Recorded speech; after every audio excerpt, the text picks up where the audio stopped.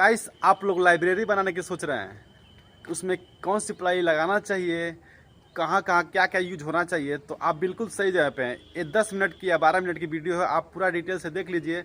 आपको कहीं जाने की आवश्यकता नहीं पड़ेगी, सारा डिटेल इस वीडियो में मिल जाएगा। तो वीडियो को आप पूरा लास्ट तक देखिएगा, हर एक डिटेल आपको इसमें मिल जाएगा।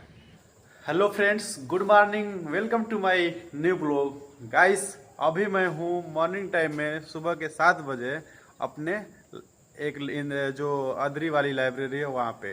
तो फिलहाल देख सकते हैं कि अपनी लाइब्रेरी इधर है। तो कुछ मैं आप लोगों को विस्तार से डिटेल बताने वाला हूँ लाइब्रेरी के बारे में। बहुत सारा हमें कमेंट आ रहा है कि भाई कैसे बनाया जाए और लाइब्रेरी में क्या क्या डिस्कस किया जाए, क्या चीज़ हमारे लाइब्रेरी में होना चाहिए, कहाँ पे खोलना चाहिए, गांव में खोलना चाहिए कि चलेगा कि नहीं चलेगा, शहर में खोलेंगे तो चलेगा नहीं चलेगा, और तमाम ऐसे डिटेल जो कमेंट में आ रहे हैं, हमें फ़ोन भी करके आप पूछ रहे हैं। तो एक ही बार मैं सोच रहा हूँ कि इस वीडियो के माध्यम से सारा डिटेल दे दूँ ताकि सभी भाई लोग को ये जानकारी मिल सकेगी। अगर कुछ जानकारी और आपको एक्स्ट्रा चाहिए तो ऊपर मेरा कॉन्टेक्ट नंबर दिख रहा है, वहाँ से आप हमें कॉन्टेक्ट कर सकते हैं। तो गाइस ये रहा इंटीरियर, यहाँ पे हम एंट्री करते हैं और ये देख सकते हैं कि क्या क्या इक्विपमेंट होना चाहिए और क्या क्या लाइब्रेरी में हमें कागज़ कोई बनाना पड़ता है या किस कहीं से लाइसेंस लेना पड़ता है, कितने घंटा चलाना चाहिए और कैसा टेबल साइज होना चाहिए जो लड़कों के लिए बहुत कंफर्टेबल साइज हो।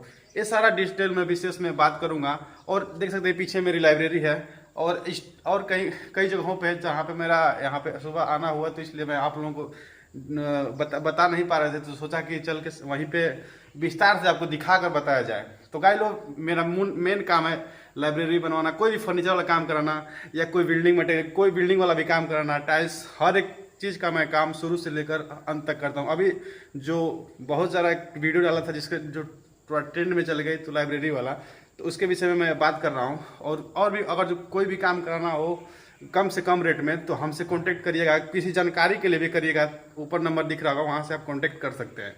तो चलिए मैं बारीकी से आपको दिखा दूंगा इस। तो सबसे पहले मैं बात करूंगा कि टेबल साइज क्या होना चाहिए। एक और बात, लाइब्रेरी में नियम क्या होना चाहिए, मैं कुछ यहाँ पर दिखा दे रहा हूँ, ये आपको नोट कर लीजिएगा, ठीक है। और देखिए टेबल साइज की मैं बात करूँ तो अपने पास जो टेबल है यहाँ पे देख सकते हैं। सबसे पहले माइका के कलर के बारे में बात कर लेते हैं कि माइका कलर कौन सा होना चाहिए। तो यहाँ पे देख सकते हैं माइका का जो कलर रखा गया है, यहाँ पे जो माइका कलर यहाँ पे रखा गया है, मैट में रखा गया है। ये जो मैट माइका है और ज़्यादा चमकदार भी नहीं है, ताकि इस पर देखिए ऊपर से देखने के बाद रिफ्लेक्शन नहीं आता है इसमें से। जैसे यहाँ पे लाइट ऊपर से जल रही है तो यहाँ पे पड़ रही है तो एब्जॉर्ब कर ले रहा है, रिफ्लेक्शन नहीं आ रहा है, जिसमें जहाँ जो लड़का यहाँ चेयर पर बैठेगा उसके आँख में से आँख पर रोशनी नहीं पड़ेगा, चमकेगा नहीं। और बात आती है कि टेबल साइज, यहाँ पे देख सकते हैं जो टेबल ये बना है ये 2 फीट चौड़ा है और इसे देखा जाए तो 1.5 फुट गहरा है। मतलब नॉर्मल साइज होता है। यहाँ पे चेयर भी परफेक्ट बैठा हुआ है। नीचे देखिए, नीचे यहाँ पे रखा गया है जो लड़कों के पैर रखने के लिए। कोई बनाता नहीं, लेकिन मैं जिस भी कस्टमर को मतलब काम करना होता है वहाँ पे हम इसको बना कर दे देते हैं। बहुत से लोग चाहते हैं कि हाँ इसके पीछे प्लाई लग जाए, जैसे यहाँ पे पीछे प्लाई लगा है, ऊपर तक लगा है, नीचे नहीं लगा, इसका अलग रेट है और नीचे तक प्लाई जाएगा उसका अलग रेट है। और चेयर के बारे में मैं तो थोड़ा सा डिटेल बता दूं। टेबल तो आपको कंफर्म हो गया, टेबल साइज भी कंफर्म हो गया। आप इसमें अगर जो एक्स्ट्रा चाहते हैं कि हाँ कंफर्टेबल टेबल की साइज़ क्या होनी चाहिए, कंफर्टेबल टेबल की साइज़ 2 फीट तो परफेक्ट है। अगर जो आप 2.25 कर देते हैं तो वो बहुत ही बेस्ट, मतलब माना जाता है कि बहुत बेस्ट साइज़ है। तो गाइस अगर जो चेयर की मैं बात करूँ, देखिए मेरे पास 2 चेयर है। एक आप देख पा रहे हो कि जिसके पीछे जाली लगा हुआ है, सीधा देख पा पारदर्शी दिख रहा है। और एक मेरे पास चेयर है जो यहाँ पर देख सकते हैं। एक जो मेरे पास चेयर है जो ऐसा है गद्दी नुमा, जो 4 पाइप है, तो इसको 4 पाइप चेयर बोलते हैं। और एक कैप्सूल चेयर है, जैसे देख सकते हैं कि यस बना हुआ है कैप्सूल चेयर। तो इसमें फ़र्क क्या है, अगर जो हम यहाँ बैठते हैं, जैसे मान लीजिए हम यहाँ बैठ गए, यहाँ बैठे हैं, तो जो पीठ का जो हिस्सा मेरा पीछे सट रहा है, जो पीछे वाला हिस्सा, तो यहाँ पे 5 घंटा 6 घंटा लड़का बैठेगा, जो पीछे का जो हिस्सा है वो सटेगा तो पसीना होता है। तो इसमें पसीना नहीं होगा क्योंकि जालीनुमा हवा लगेगा, इसकी वजह से ये सूखा रहता है, आपका भीगने का कोई डर नहीं है। लेकिन इस वाले चेयर में अगर जो आप बैठेंगे तो आपका पूरा क्या बोलते हैं कि पसीना होगा, क्योंकि ये पूरा गद्दी है जिस पे आप बैठेंगे तो इस पर सटेगा तो गर्मी होगा, ठीक है। अब बात आती है कि आपका माइका भी बता दिए, टेबल साइज भी बता दिए, चेयर भी बता दिए, नीचे मैट कौन सा बिछाया जाए। आप मैट देख सकते हैं, एक प्लास्टिक वाला जो मैट आता है जो यहाँ पे देख सकते हैं, ये प्लास्टिक वाला मैट हमने बिछवाया यहाँ पे। पहले मैंने देखने के लिए फैंसी, देखने लग रहा है कि यहाँ पे टाइल लगाया गया है, लेकिन इसका यही कारण है कि देखिए फट गया है, क्योंकि चेयर जो घिसकाना पड़ता है इससे, जैसे लड़का चेयर घिसकाता है, इससे देख सकते हैं पूरा फट गया है यहाँ पे। लेकिन यही अगर जो मैट वाला रहेगा नहीं फटेगा। प्लस पॉइंट है कि अगर इसको बिछाएंगे भी तो फटने का एक तो माइनस पॉइंट इस मैट में ये है, अगर जैसे घिसकाने के बावजूद भी इस पर आवाज़ आती है, सुन पा रहे होंगे। लेकिन अगर यही मैट लगा रहेगा यहाँ पे, अगर इस पर हम घिसकाएँ तो आवाज़ नहीं आती है। लड़के तो घिसका घिसका के पढ़ते हैं। और फैन हो गया, जैसे फैन एसी हो गई, तो एसी हमें कभी भी लगवाना चाहिए तो 5 स्टार रेटिंग लगाना चाहिए। देख सकते हैं कि हमें 5 स्टार रेटिंग लगा हुआ है। इसमें मतलब क्या है, इसमें 5 स्टार लगवाने से, जैसे अगर 5 स्टार आप एसी लगवाते हैं तो उसमें जो बिल आने की जो चांसेस होती है, जो बिल आता है उसमें काफ़ी कम होता है। ताकि हाँ, आपको एक बार 2-4 हज़ार रुपया महंगा 5 स्टार पड़ता है, लेकिन आपको जो बिल देना होता है हर महीने थोड़ा कम देना पड़ेगा 3 स्टार 2 स्टार की अपेक्षा, जिससे आपका कुछ बचते बचते वो काफ़ी बच जाता है। और क्या क्या सुविधा देनी चाहिए लड़कों को, यहाँ पे जैसे पानी की सुविधा आपको देना पड़ेगा, इन्वर्टर तो हो ही गया, वाईफाई हो गया। तो वाईफाई कौन सा लगवाना चाहिए? देखिए मेरा जो यहाँ पे लगा हुआ है BSNL का है ब्रॉडबैंड, जो काफ़ी मैं केबल के माध्यम से लाया हूँ। यहाँ पे देख सकते हैं केबल के माध्यम से आया हुआ है, इस वाला केबल के माध्यम से आया हुआ है। तो इसका स्पीड काफ़ी अच्छा आता है, लगभग 500 Mbps आता है, 500 MB प्रति सेकेंड। और यही सारा डिटेल है। अगर जो कोई भी अगर आपको जानकारी चाहिए कि हाँ इसमें और क्या क्या फैसिलिटी चाहिए, तो आप हमें कांटेक्ट कर सकते हैं, ऊपर नंबर दिख रहा होगा। और कितने रुपये में काम किया जाता है, सारा डिटेल आपको मैं अगले वीडियो में बता चुका हूँ। तो गाइस, अगर जो कोई भी आपको डाउट हो रहा होगा तो कमेंट करके पूछ सकते हैं या हमसे कांटेक्ट कर सकते हैं, अपना एक छोटा भाई समझ करके। मैं हर एक काम बहुत ही विस्तार तरीके से अपना समझ करके काम करता हूँ गाइस। तो भाई अब बात आती है कि हमें लाइब्रेरी खोलने में कोई लाइसेंस की आवश्यकता पड़ती है या ऐसे ही चलता है। तो मैं बता दूं आप लोगों को, लाइब्रेरी के लिए लाइसेंस की कोई विशेष आवश्यकता नहीं होती है। अगर आप 3 शिफ्ट चला रहे हैं, मान चलिए कि सुबह 7 बजे से चला रहे हैं, 5-5 घंटे का शिफ्ट चला रहे हैं, 7 से 12, 12 से 5, 5 से 9, 4 घंटे का शाम वाला शिफ्ट कर रहे हैं, लगभग 9 बजे तक, 8:30-9 बजे तक आप लाइब्रेरी को बंद करा दे रहे हैं, बंद हो जा रही है, तो उससे कोई लाइसेंस की आवश्यकता नहीं है, कोई बहुत विशेष आवश्यकता नहीं है। अगर आपको नाइट शिफ्ट चलाना है कि हमारा लड़का जो आए तो रात भर पढ़े, मैंने रात भर रह के अपना आप सर्विस देना चाहते हैं, रात भर लड़के पढ़ने के लिए रात भर रुके, तब आपको लाइसेंस की आवश्यकता पड़ेगी।